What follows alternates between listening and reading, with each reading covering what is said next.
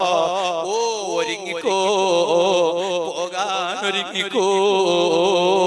വാഹനം വന്ന് റെഡിയാണ്. അതേ വാലിന് പോകാനല്ല, വാല് കേൾക്കാൻ പോകാനല്ല.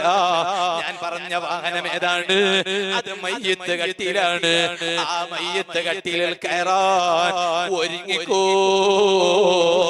അതിന് പ്രായമാകണമെന്നില്ല, രോഗമാകണമെന്നില്ല, കിടന്ന കിടത്തത്തിലാകണമെന്നില്ല.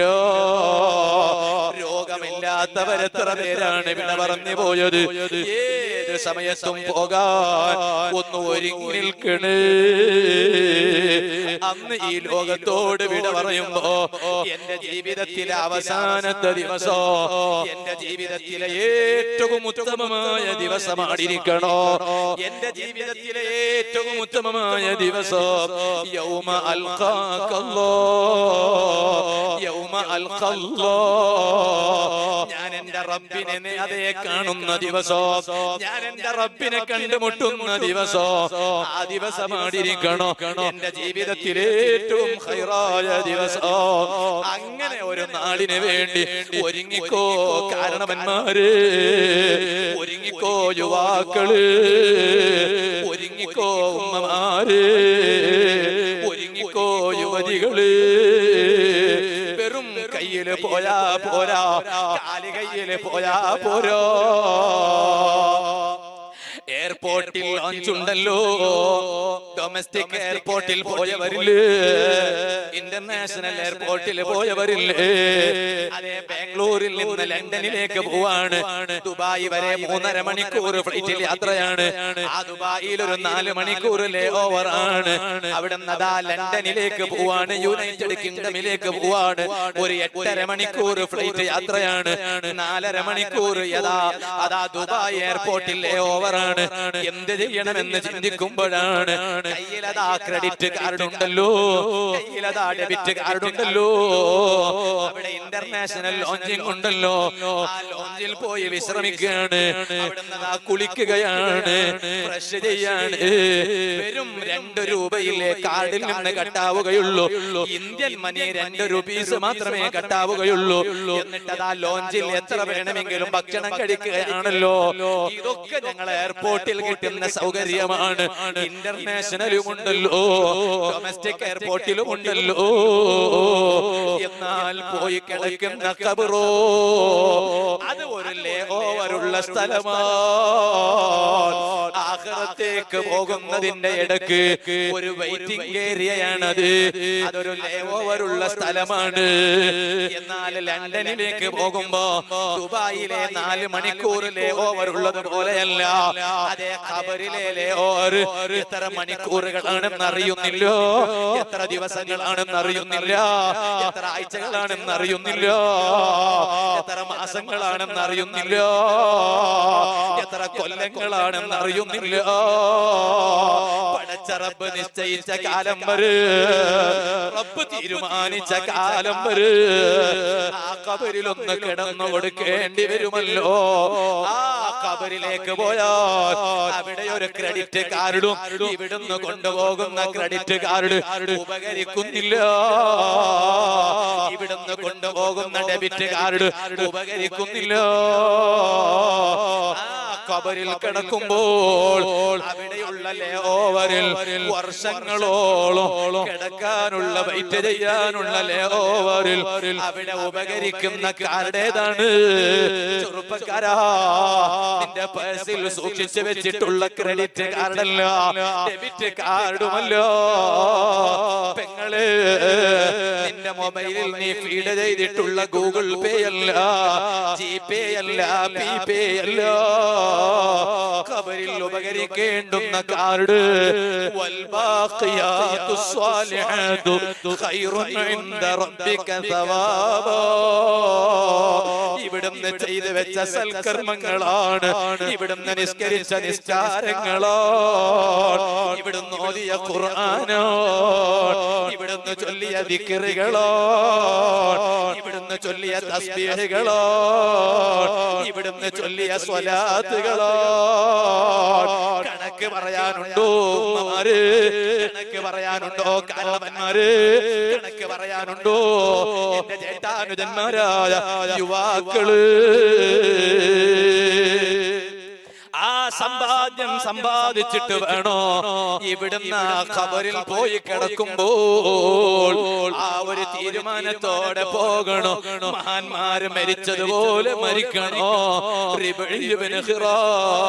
ഒരു 2 മിനിറ്റും കൂടി തന്നാൽ ഒരു ചെറിയ ചരിത്രം പറഞ്ഞ് ഞാൻ എന്റെ ഇന്നത്തെ വാദം നിർത്തുന്നു. മഹാനവരുകൾ ഒരു തീരുമാനമെടുക്കുകയാണ്. എന്താണ് തീരുമാനം? ഞാൻ എന്റെ കണ്ണുകൊണ്ട് സ്വർഗം കണ്ട് സന്തോഷിക്കുന്നത് വരെ ഈ ദുനിയാവിൽ ഒരാളുടെ മുന്നിലോ ഞാൻ എന്റെ പല്ല് കാണിച്ചിട്ട് ചിരിക്കുന്നില്ല. എങ്ങനെയാണ് ചിരിക്കാൻ കഴിയുക? രാത്രി കിടന്നോ ചോദിക്കട്ടെ ഉമ്മമാരോട്, ഉപ്പമാരോട്, യുവാക്കളോട്, രാത്രി വീട്ടിൽ കിടന്നാൽ എങ്ങനെയാണ് ഉറക്കം വരിക?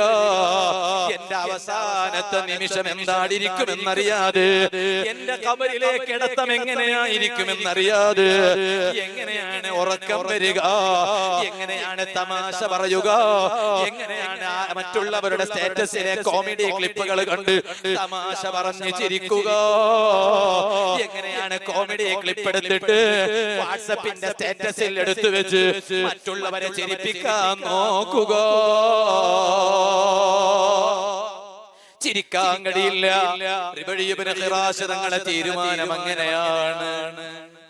ഞാൻ എന്റെ കണ്ണുകൊണ്ട് സ്വർഗം നേരിട്ട് കാണുന്നത് വരെ എന്റെ പല്ല് കാണിച്ചിട്ട് ഒരാളെ മുന്നിലും ചിരിക്കുകയില്ല. പറഞ്ഞതുപോലെ മഹാനവരുകൾ ജീവിതകാലത്ത് ചിരിക്കുകയാണെങ്കിൽ ചുണ്ട് പൊത്തിപ്പിടിച്ചിട്ടേ ചിരിക്കുകയുള്ളൂ, പല്ല് കാണിച്ചിട്ട് ചിരിക്കുന്നില്ല. മഹാനവരുകൾ ലോകത്തോട് വിട പറഞ്ഞു. വഫാത്തായി മയ്യത്ത് കുളിപ്പിക്കാൻ എടുത്തു. കുളിപ്പിക്കാൻ കിടത്തിയപ്പോൾ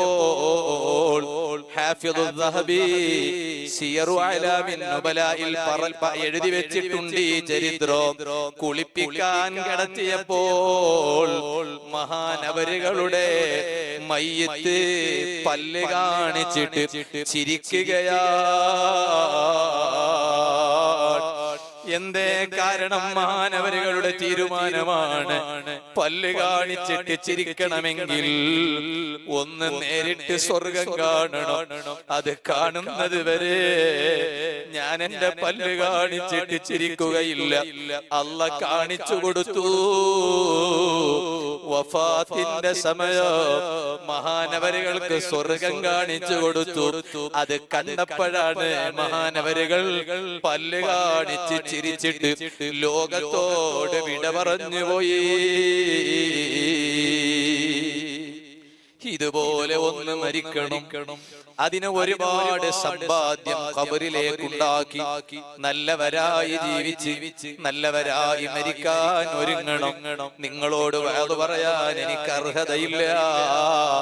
ഞാൻ എന്റെ അമ്മാറത്തായ നഫ്സിനോട് ആദ്യം ഓർമ്മപ്പെടുത്തുന്നു, പിന്നെ നിങ്ങളെ ഞാനത് കേൾപ്പിക്കുന്നു. ഞാൻ എന്റെ വഅദ് നിർത്തുന്നു.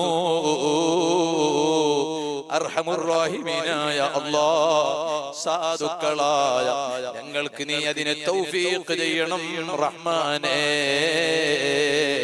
നിന്റെ ഔലിയാക്കളിലെ പ്രഗൽഭരായ അതേ ബഹുമാനപ്പെട്ട സയ്യിദുനാ സയ്യിദ് മുഹമ്മദ് ശരീഫുൽ മദനി ഖദ്ദസല്ലാഹു സിർറഹുൽ അസീസ് മഹാനവരുകളുടെ പരിശുദ്ധമായ ഹളറത്തിൽ വെച്ച് നിന്നിലേക്ക് ഞങ്ങൾ ഈ ഉയർത്തിയ കരങ്ങളെ നീ ഖായിബാക്കല്ലേ അല്ലാഹ്.